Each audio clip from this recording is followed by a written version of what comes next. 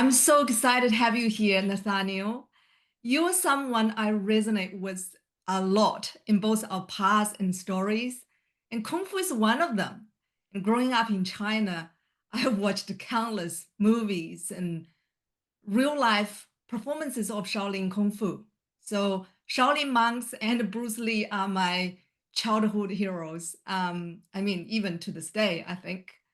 So you started practicing Kung Fu at 10 years old. So tell us, what was it about Kung Fu that drew you in at such a young age? And what did those early days of training look like for you?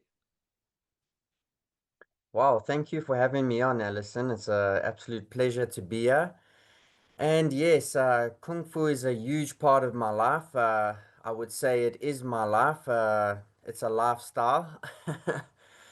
And yes, I started at a very early age, and I actually have my older brother to thank, and I continue to thank him to this day because he's 10 years older than me, so he was already 20 when I started, and he just noticed that in high school, his friends that had started Kung Fu and done it for a few years, it's kind of like a rough neighborhood growing up, and he saw a lot of some of his friends getting into fights, and the ones that did Kung Fu, they just seemed to have their head on, and they didn't get involved in fights, and they were doing well, so. He asked me the one day if I would like to just go past the school and just see what it looks like and Mhm. just have a look because I'd actually been doing gymnastics. And this is funny because the teacher got a bit strict and I started to complain to my mother and she said, "Okay, well, let's see if there's something else." So that's when my brother took me to the Kung Fu school. Mhm. And apparently, I actually had ADD growing up, so Mhm. they thought it might be a help. And that first day going into the Kung Fu school, the Grand Master there, he really set it up to be like Shaolin, because that's where he trained in China. Yeah. And so I walk in, and you can smell the incense burning, and it's just I immediately I remember the hairs on my body started standing up and we went into the Grand Master's office and sat down and I remember sitting across and I looked at him and suddenly I just felt tears coming out of my eyes and I wasn't like sad or anything. I just even now the hairs are standing up. I think maybe my soul knew that I was in the right place or something like that. And yeah, early days of training, I was quite a shy kid. I was also the youngest in the class. Like everyone was at least like 20 years plus. And so it was quite intimidating, but we were training there 3 times a week for an hour. And yeah, that was the start of the journey. Hmm. Yeah, what did you do? What did they ask you do in those training, like in that 3 hours a week? Yeah, so the training is Kung Fu in a way. There's different translations, but one of them is skill acquired through hard work over time, or a Hmm. marriage to a skill. And so it's also very systematic and progressive. So you first are initiated.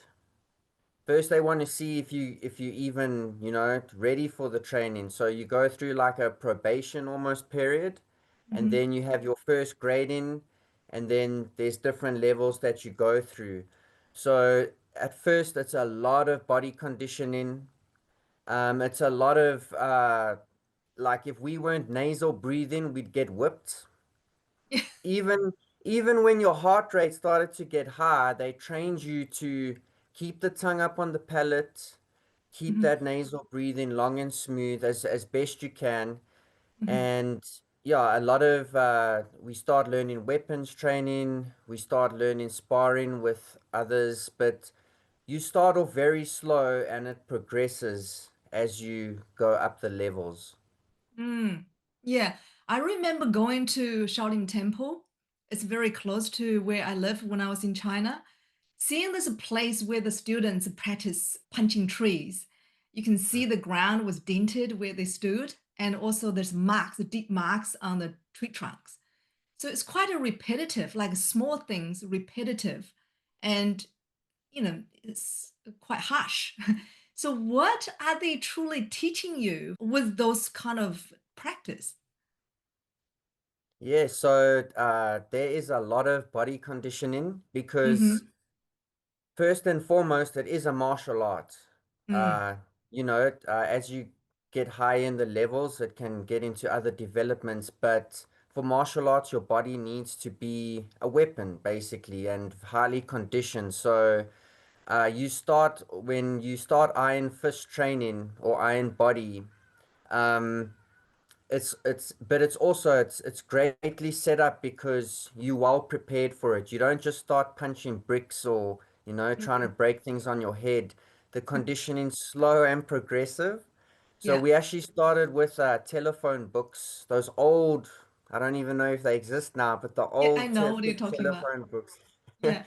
So yeah, we'd start with that punching, Mm, a lot of body conditioning, partner conditioning where we slap each other mm-hmm. everywhere on the body to it also conditions the nervous system. Yeah.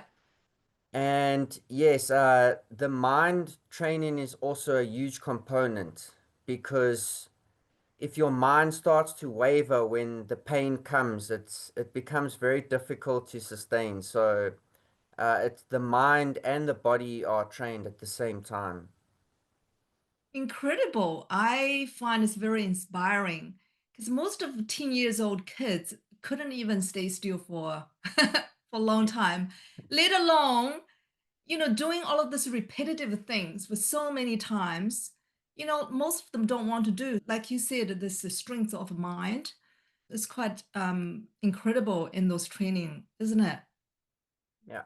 Yeah. So Yeah. how long have you been training in Kung Fu now? So I trained in that particular school for 14 years. Mm-hmm. And then once I stopped training at that school, which was around, it was 2010, Mm, then I just went on with my own training. I started to look for other systems, other masters, just explore. And a lot of it's been self-study as well, but I mm-hmm. think it's important. I wouldn't say I'm so intense into the martial art aspect of it anymore, the fighting and that, because there are risks, that come with intense fighting and such. And yeah, I started to look a lot more into meditation and such, but I've never stopped training and keeping a basic level of conditioning up because and practicing my forms. It's also very enjoyable for me to practice. So, in terms of just keeping my health strong, Mm-hmm. I still practice in that way. Mm, yeah. Um, you are a Kung Fu teacher and also a Qigong teacher. You mentioned meditation. Are they related? So what's the difference between Qigong and Kung Fu? Oh, that's a great question. So, within the school I learned originally, we Mm-hmm. started getting introduced to Qigong and Tai Chi. Mm-hmm. And I don't see that all systems incorporate Qigong or Tai Chi, but it seems that going back to like original Shaolin teachings in that it was all integral. So, uh, Qigong is also the word Gong, same as Kung or Gong for Mm-hmm. Kung Fu. Mm-hmm. Once again, it's a mastery of a skill. Mm, So Qigong specifically deals with cultivating and working with Qi, mm-hmm. and Kung Fu is leaning more towards the martial aspect. And Mm, the Qigong can actually help amplify one's martial arts, especially if you're looking into internal martial arts like Tai Chi. mm, mm. Yeah. So you're saying like Qigong and Tai Chi, they are internal, but the Kung Fu is expression of internal, but in the self-defense type of field. Yes, that's well put, definitely. Mm. Yeah, I remember watching those movies, right? It's really fascinating. They can actually channel all the chi or energy into one on their fingertips, so they can actually cut through bricks and rocks. And how how do they do that?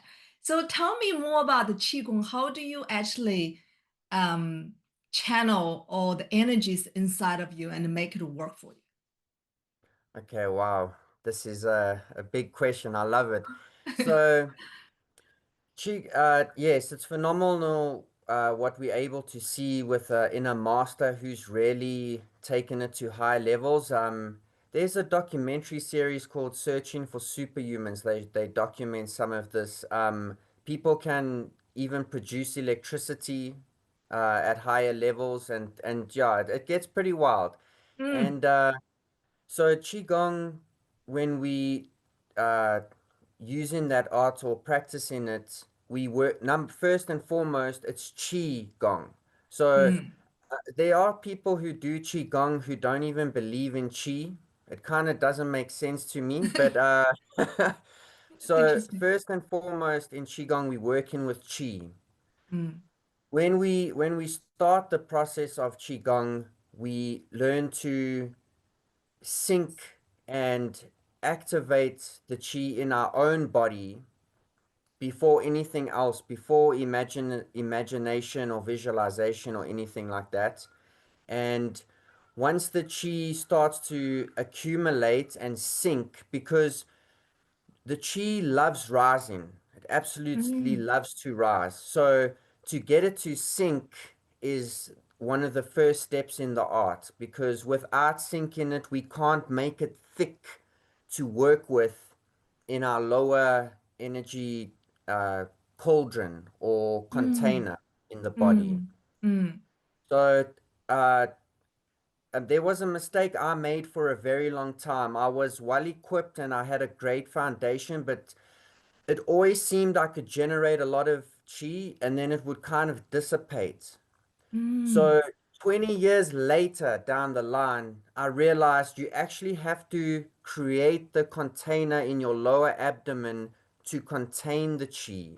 Mm. And Mm. then that's when my practice really started to amplify big time. Mm. So it's like when you're trying to get all of this dissipated chi into a almost like a laser focused place, like smaller, but it's concentrated and more coherent, stronger. Is that what you mean? Yes, so I would say that this is very generalized, but I would say pretty much most people aren't even ready to start Qigong practice. And the reason being is that their overall health isn't functioning at a good level, or at least a Mm. foundational level. Because if your overall health isn't there, it takes a bit longer to start producing enough qi to work with because Qigong in a way is unnatural. And Mm. and I say unnatural because if you don't take a lot of time to work on it, you won't gather enough chi to work with. Meaning, to do real qigong practice, you need not just your physical body's chi, like in traditional Chinese medicine. You need a lot of chi to Mm. practice qigong. So that's where uh, that comes in to Mm. have enough chi to work with. Mm. So And yeah. yeah, go for it. No, you Oh go. no, I was going to say, when we start, we work with what's called the lower dantian. It's like the battery, it's like the engine, it's like you're saying the laser focus. Once we can sync the chi and bring it all, because as far as I've seen and studied, once we hit puberty from that growth spurt of a child, then the lower dantian dissipates because we normally wouldn't need that much energy generating to grow a body. Mm. So once your lower dantian dissipates, imagine like a cloud, like it's kind of scattered. And like Mm-hmm. you're saying, we want to reconsolidate that into a concentrated center. Mm. Yeah. You say dantian. I heard in Chinese. What does that mean? Where is dantian? I love this. So, I have lots and of questions about Qigong. so so the Dantian translates more or less to elixir, the Dan, Mm, mm-hmm, and Tian is field.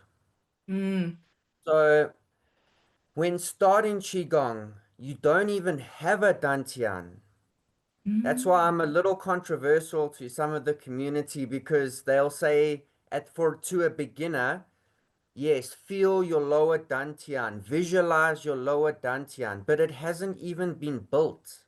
It needs to Right. be, yes, it needs to be built. So the first step of building it is to create what the magnetic container of yin qi. Mm, So it's not magnetic in the sense of maybe like scientific magnetism, but you could kind of draw similarities. mm-hmm, So once you build that outer shell in your lower abdomen, then we can start bringing in the yang qi, and then we really start the process. Because if that container is leaking or not fully consolidated or it has holes, the energy mm-hmm, will leak. So mm, that's the one of the first steps of getting into real qigong practice is to build that lower dantian. And at first, we just have the tian, mm-hmm.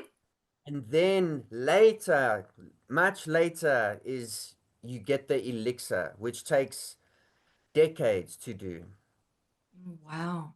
I didn't know that. I'm very interested in Qigong because it, it saved my father's life. And he had a motorcycle, it's not even motorcycles, a biking accident in the old days. There's no motorcycle. And the doctor told me he had to spend the rest of his life in bed. And he didn't want to do that. And a friend of him gave him a book on Qigong. So he healed himself. Now he's 70, he's walking 10,000 steps every day. So it's always fascinating to me because I know it has the power to heal. It's so much power and sometimes can be mythical, right? Um, yeah, so I understand you saying it takes a long time, lots of practice to build that. Is that something you're going to teach your student? Yes, I do teach people qigong fundamentals. Mm, So I can, because I would never want to teach someone that which I have not embodied mm-hmm, or reached mm-hmm, a proficiency in.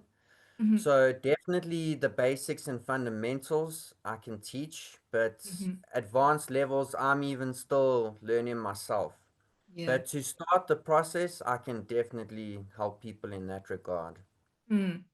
Do you incorporate that into meditation practices or do you have your unique way of teaching this? I follow a traditional system. Mm-hmm, If I add anything else, I'll be open and transparent and mention to someone, mm-hmm, this for your particular, unique biological context and mind state, it could help you, but it's not traditional qigong teaching, so to speak. But I'll mm-hmm. let someone know because I don't feel like it's great to sort of, dilute teachings that masters have taken Yeah. thousands of years to, yeah, they went through a lot of trial and error to, bring these teachings forward. But when it comes to qigong, meditation is very beneficial. I wouldn't say it's absolutely 100% necessary, but the way traditional systems were set up, there was always meditation because to access the chi, one needs to get still. And if your mental state isn't right, it's going to be such a struggle. So, if you're very mentally scattered or, even for people with psychiatric disorders, need to be careful with going into Qigong because it would be, just from my own perspective, it'd be wise to first deal and at least bring the mind into some harmony before going deep into Qigong practice. But Mm. but for meditation and reaching stillness and accessing the chi is so beneficial. Mm, yeah, stillness is so key, right? Getting in touch with your inner world. That's really where Dantian is going to be built, from what I heard. I learned Yes. something. Yeah, stillness is number one, Mm, uh, which in today's world is quite an art. Um, mm. I think most people haven't even been still for like half an hour in their whole lives, but you know. Like we in the modern world, we get distracted so much by everything, right? Being still is almost like a luxury nowadays. It really is. So if I ask you, what are the most valuable gifts or strengths and skills you have gained from practicing Qigong and Kung Fu over the years? What are they? Oh wow. Uh, there are many. Yeah. Uh, Probably the most profound benefit is coming back to my mental capacity, to endure, to not give up, Mm, um, to live a moral life, uh, and just and also to maintain one's health mm, and that feeling of purpose for me. When I do my Qigong practice, which is my main focus at the moment, it's yeah, you lose track of space and time and you absorb into awareness and it in all honesty it's just fun. I find it incredibly joyful to practice and it's very fulfilling for me. mm. I can see that. I can see that from the videos you share on your profile. They just remind me something Bruce Lee said, empty the mind. It's a Mm. very, very difficult thing, but that's just so powerful when you do that, you know, being in the stillness and also watching your chi move around. It's just so powerful, right? Another one, he said, be like water, my friend. What do you tell me? What's your understanding of his famous saying, be like water? Oh, so yeah, it may just seem like a simple line, be like water, but it runs so deep. Excuse Mm. the pun. But to be like water, wow, there's so many links you could put to, metaphors for life. But for me personally, it's and even beyond say just going with the flow.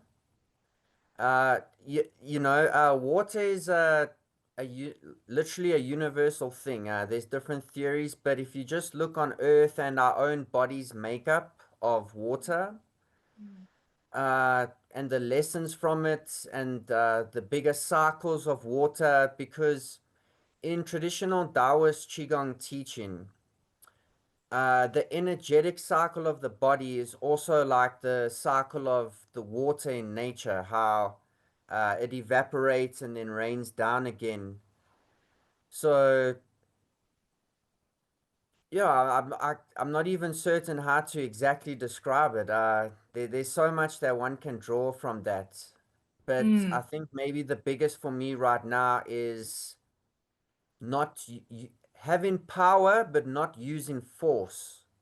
mm, Because as soon in Qigong practice, as soon as you force the Qi, that's when I see that potential problems can arise where your energetic system isn't ready for that force and then you're trying to push it. And it's like that in life too. It's nothing wrong with pushing and working hard, having routine, but it can also be a drawback. So mm, I think that's a good lesson in water. mm. Yeah, like you said, it's about a flow, right? Not force, right? Yes. Yeah. Oh, that's so beautiful. Such a beautiful segue into another question I have for you. You talk about Tao, Taoism, and you have a wide range of interests. It's like really spoke to me. A philosophy of Taoism and nature-based healing. And you also have interest in permaculture and soil.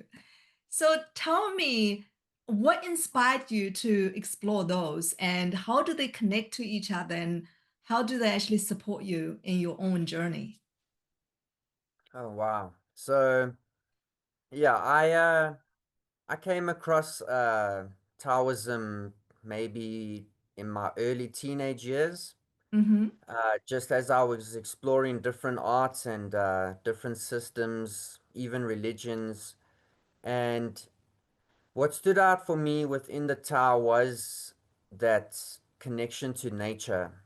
I Mm, wouldn't say it's the complete teachings, but they they seem to draw a lot from nature and simply observing nature and the natural cycles. Uh, that also stood out to me because I've always been a nature lover. Like my mother would take us out into the wilderness on hikes as a kid. Some of my earliest memories of like even like 3 years old, 2 years old is sitting in the garden with my mother and she's handing me little flowers to put into the oh, soil. yeah. And when I was in my 20s, I also started to look into nutrition a lot more. Mm-hmm. And when I looked at it, at the end of the day, the fertility of our soils and oceans is what's really going to provide the most nourishing foods. Mm, mm, Uh, because without it, um, we not like you could say life is a dance of minerals in a way. mm, So that's what connected me deep into the soil, and then that really amplified in 2016 when I did my permaculture design certificate.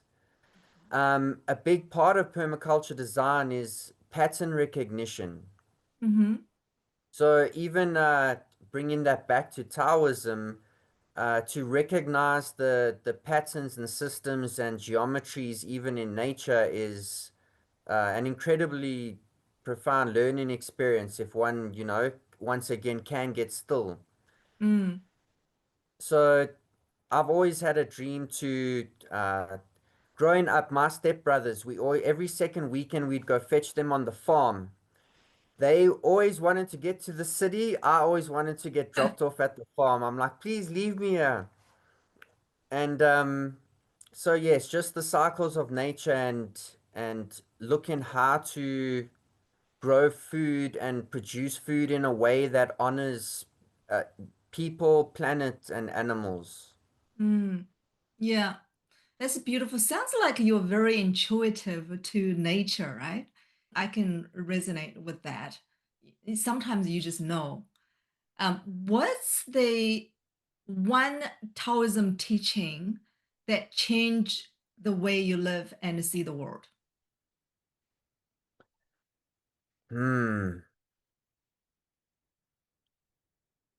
There's a concept called Wu Wei, Wu Wei, yeah. yes, which which shows the art of not doing Mm, or non-being. It's mm, and it's a state that they describe where and I think this also links to the water thing we are speaking about where you can produce action through non-action and some of the best things in my life that has ever happened was through entering stillness and not forcing things. mm-hmm. So I think that's one of the biggest teachings for me from Taoism. That's beautiful. Not forcing, non-action. Yeah, it's really deep, It but it's it does. so intuitive, right? If you think about how life works, it's just perfect. Water is the same. It doesn't go over the rock, go around it. So it's never forced, it just flows. And just like Bruce Lee said, you know, water is soft enough to mold and also powerful enough to crush, right? Almost like a, a polarity, like two sides of things. It's just so beautiful. Um, what do you think nature's role in human health? Everything. Everything. Oh, I love it. Oh, that's Yeah. why I love you so much.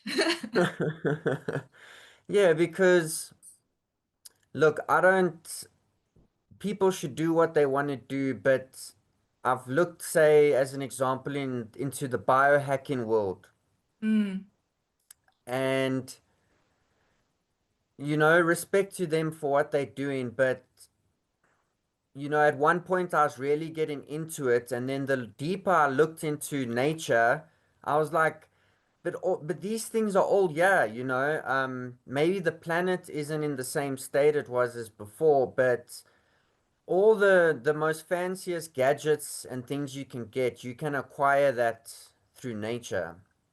And uh I've also just looking at studies in different cultures, how they even prescribe nature. Like, look in Japan, they'll prescribe people to go forest bathing, So, I mean, they if you look at the natural negative ions we get from nature, the sun is a conversation in itself. There's a lot of confusion in today's world about the sun, but it's without the sun, there wouldn't be life on the planet. And so, yeah, I think there's a book I read called One Straw Revolution by Masanobu Fukuoka on mhm. natural farming. Yeah. That's one of the first times that it really clicked for me, where he even drew a diagram of like centralized science and corporations and such, and nature. And every time, the further you move away from nature, the more complex, things get. And the closer you get to nature, the closer you get to wholeness and health. Mm, One of the co-founders of permaculture design, Bill Mollison, he has a quote. It's famous now in that world. Even though the problems of the world become increasingly complex, the solutions still remain as simple as ever. I'm mm, paraphrasing.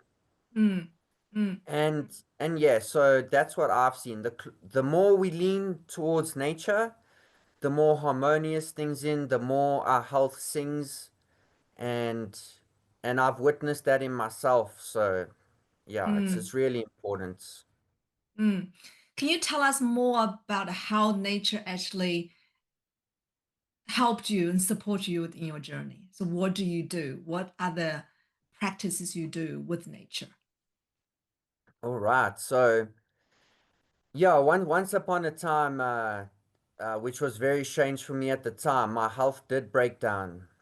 Uh, Mm, I I got severe autoimmune symptoms of rheumatoid arthritis, and yeah, my gut was wrecked. A lot of things got wrecked. As a Kung Fu athlete, suddenly being in the state was very, weird to me. So at the same time that my health broke down, I'd also one my a past business had broke down. So I'd lost health and finances, so I had to start from zero.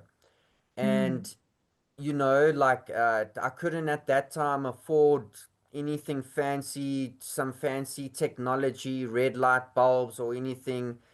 And so I went back to basics. Number one, I started to get in the sun as often as I could.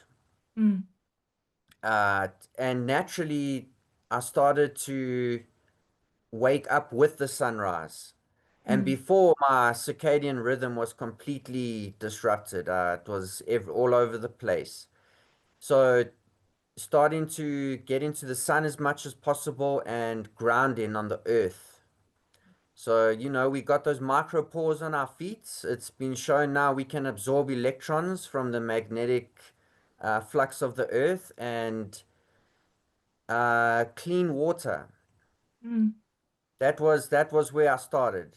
And that created such a support for me to start the process of renewal. It's like music to my ears. It sounds very simple, right, Nathaniel? Watching the sunrise and put your feet on the ground. But why do you think so many people are not doing them? And it doesn't cost anything. Yes, yeah, that's interesting. I think when things are for free, people seem to not pay as much attention to it because it seems like you're saying it's so simple, it's free, it can't be that profound, it can't do that much. But uh I'm loving the research that's coming out on this, and I remember seeing a research study long ago where they showed just by being in the wilderness or even a park for 15 minutes starts to lower blood pressure. I mean, you don't have to go and meditate. You don't have to think, am I doing this right? If you just go out there in 15 minutes, it starts to lower blood pressure. And Mm, once that started to click and I realized, okay, just by doing this, I'm relieving stress and tension, mm, which is, one of the root causes to, if the body's always contracted and constricted, it will start to break down. So, being able to manage stress through nature immersion is, you don't need to think of it. You just go in and that's it. mm, mm. That is beautiful. Nature is stress relief. Nature is a meditation. Nature is everything. It's a home. It's what gives us life, not just us, everything, all the animals, plants, right?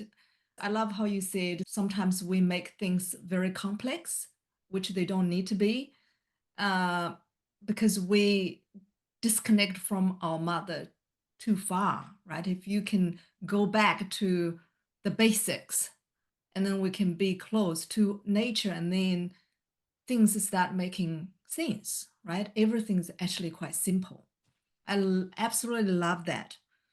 And I love how you really embrace nature and also have the intuition to go back, right? Just you actually didn't learn too much about nature, but you intuitively know.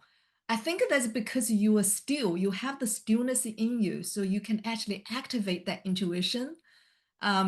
So stillness is quite key, I think, isn't it? Yes. Mm. Yeah. And that's a beautiful, it's like a positive feedback loop because even by being in nature, then it helps you to get still. Yeah, it's a loop, Yes. right? So, Yeah, yes, yeah, yes.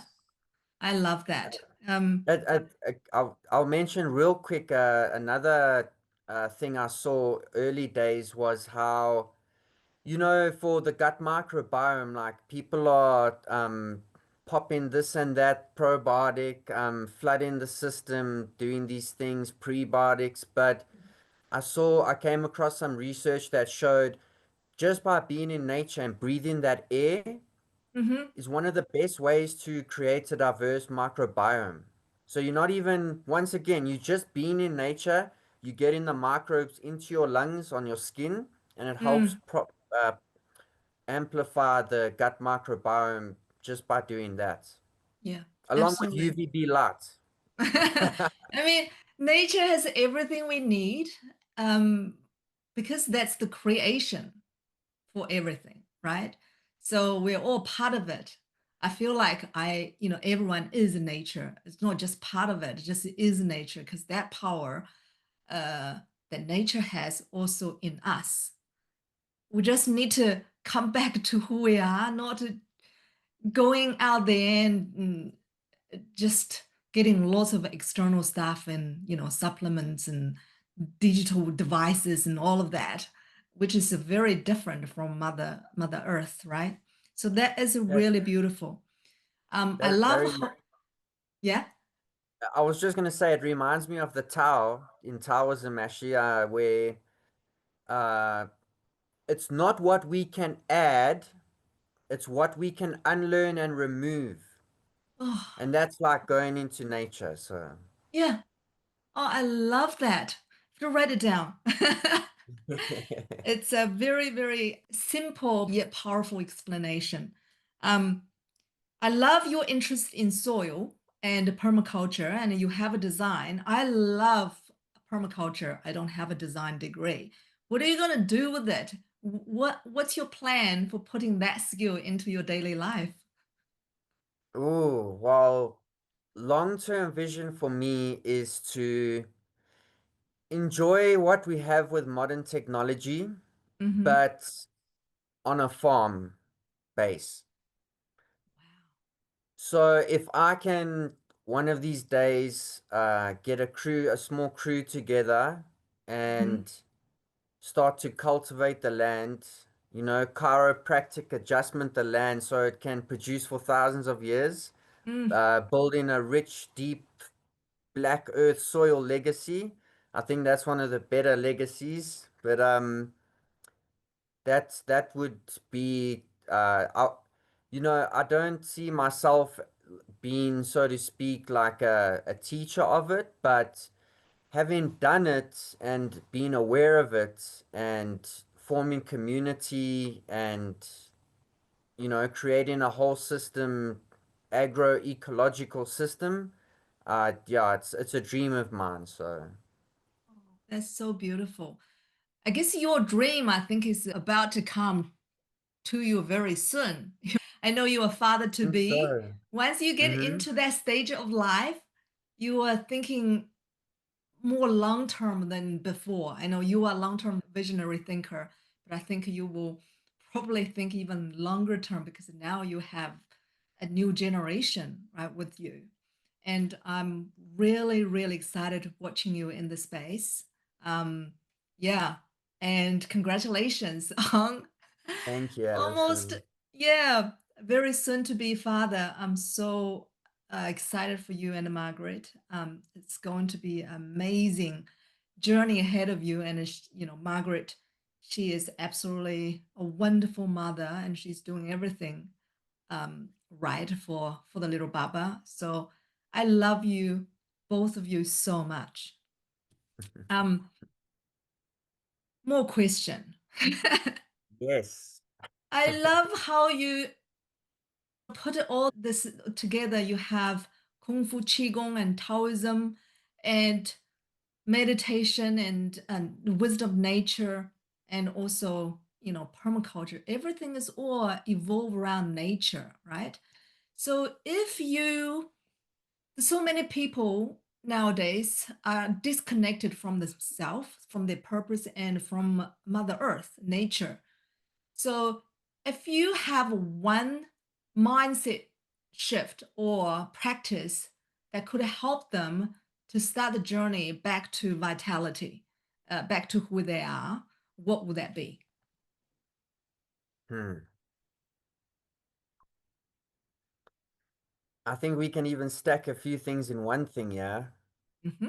Uh, if it was one thing only to help someone in amplify the vitality of their body and mind, it Mm-hmm. would be nature immersion, hands down.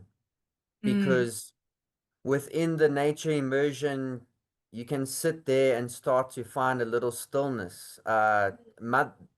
Mother Earth will support us in this too because of the resonance of the earth helps to our own brain waves to reach that alpha state, that meditative state. mhm, So simply immersing in nature, and then a part of that would be learning to sit still for 5 to 10 minutes. That's all.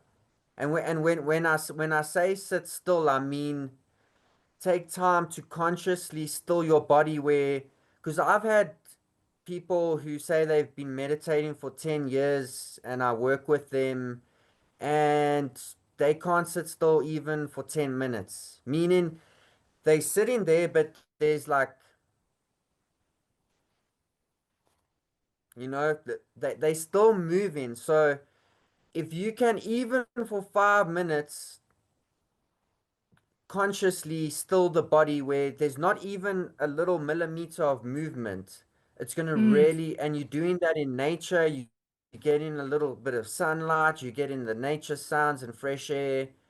Uh, someone I think would be surprised at how they may feel just from 5 to 10 minutes of doing that.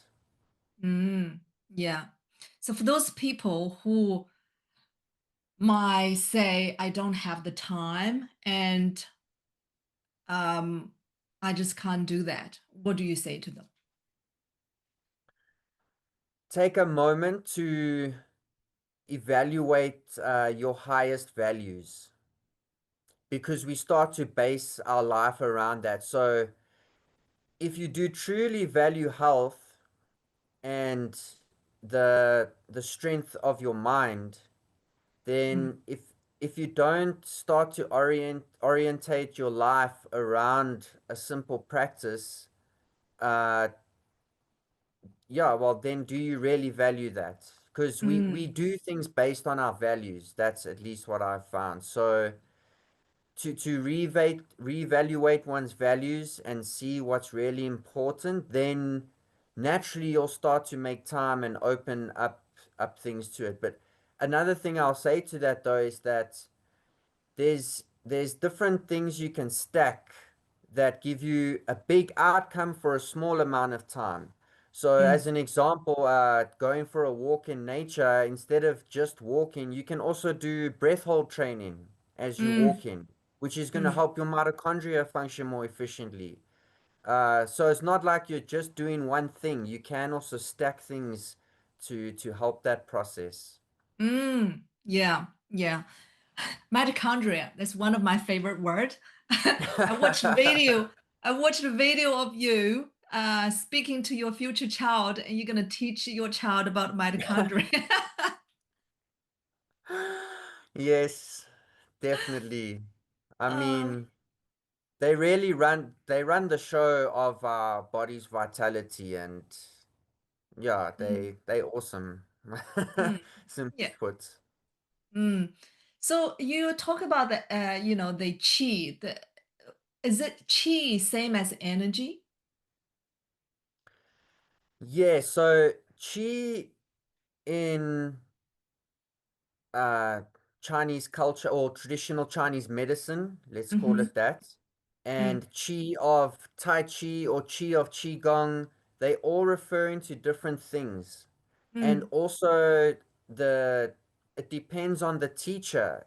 You like the teacher would need to explain exactly how they're using that word.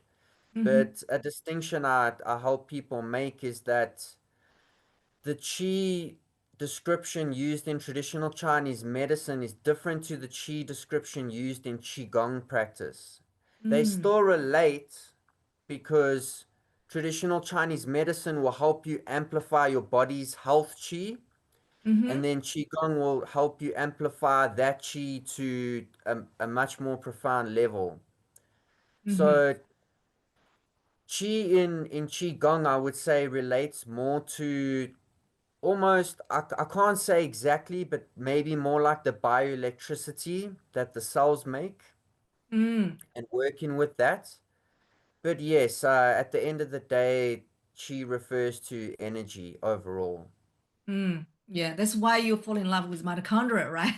That's what Yes. it's the part of the cell that makes that chi or energy, and it's just so beautiful related. Um, I love that. So tell us what your teachings are focused on now. What do you do? My ultimate teaching at the moment is to help people upgrade their biology. So I never say to people that I can help them reverse chronic illness as an example, although it just happens to happen now and then. Hmm. I did it for myself. But when I say upgrading biology, what I mean is helping the body to function efficiently because every case that I've seen for myself and others, if you have your physical body's health intact and your mental state is great, life becomes a beautiful, that much more of a beautiful experience through the body. And if we lose our health, we have one wish, and that is to get it back. If you have your Yeah. health, you have 1,000 wishes. Mm, There's a lot that one can do. So my main focus is to help people achieve and reach or attain their best physical and mental states. beautiful, beautiful. So, do you have any like daily non-negotiables? Not necessarily routines. I don't like restrictive routines. So, what are the things that you do every day to keep yourself at optimal health? All right. So I know you and I both have a love for Dr. Jack Kruse's teachings. Uh, Absolutely. the circadian master. So I do relate to that as well, where almost it's also an intuitive thing. A lot of people they say, "Oh, I'm a night owl," as an example. Hmm. Just give them 2 weeks in nature without artificial light, they'll become morning risers. Yeah. That that is what I've seen. So rising with the sun, getting that Hmm. UVA rise, because if that is not done, then we're really not setting up our whole physiology in the right way because it's a cycle. So Mm. for hormone optimization, to see the sunrise, whether it's cloudy or not, that's a non-negotiable for me. And once again, Hmm. I'm not like hyper strict about it, but it's like a natural thing for me. I wake up, I go outside, I get my feet on the grass. Mm. So I wouldn't say it's not like a strict non-negotiable thing. It's kind of natural. So in a way, Mm. it's a non-negotiable. Yeah. And then every day I do Qigong practice. Wow. So that's So so beautiful. I feel like um you are describing this natural progression. So you get your body into the right place by going to see the sun, put your feet on the grass, and then so you have the body ready for something extraordinary. That's the foundation. And then you can practice qigong and then build that dantian that you were talking about that I didn't know. Is that right? Did I summarize Ye- well? yes, Qigong, mitochondria, and nature immersion, they go really well together. Mm. People have asked me, what can I do? What fancy, like, secret thing is there to do to amplify my Qigong practice? Sun and sleep. Oh, That's it. that Because sounds so like how we, complicated. because even like, say, building muscle, right? Mm. The muscle doesn't build as we putting it through the tension. That's the stimulus. The muscle builds while we sleep. So it's the same for Qigong, where you really push in the body through using the Qi. It's when we sleep that we recover and the Qi actually builds. Mm. Yeah. Yeah. So And lots of, sunlight is a mitochondrial charger. So if you want to amplify one's Qigong practice, get in the sun. oh gosh, I love that. I love that.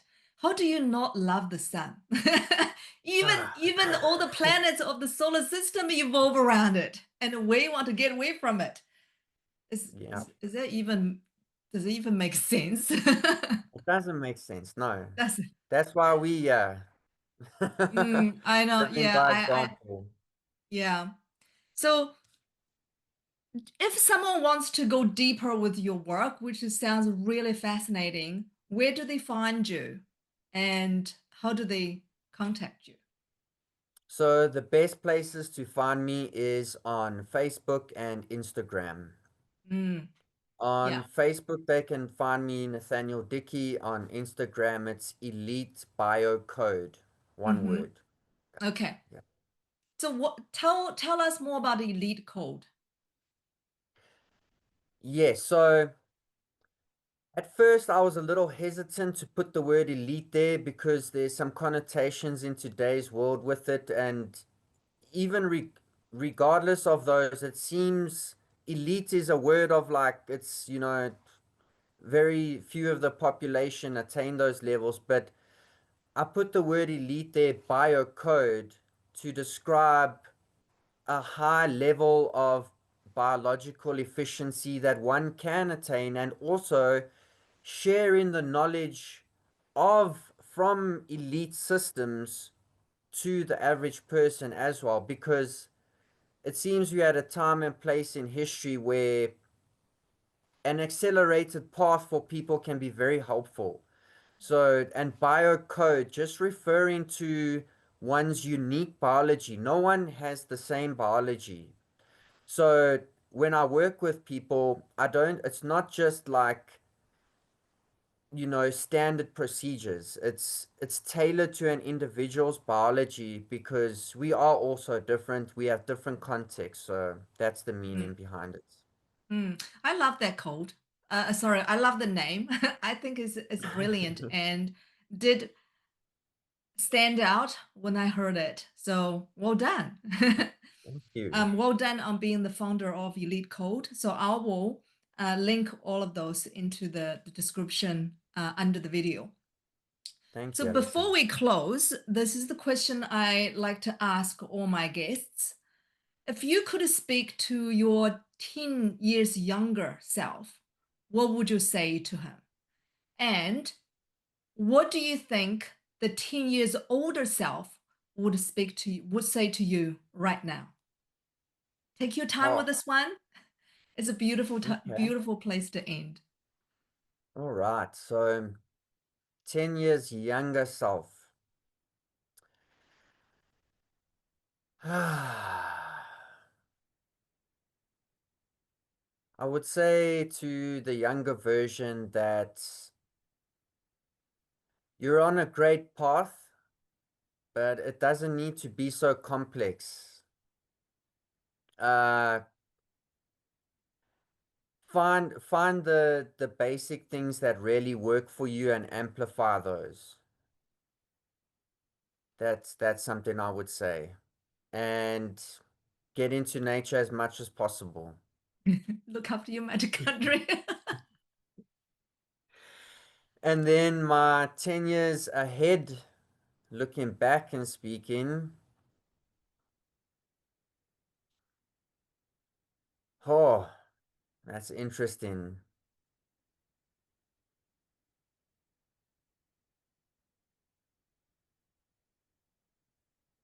I would say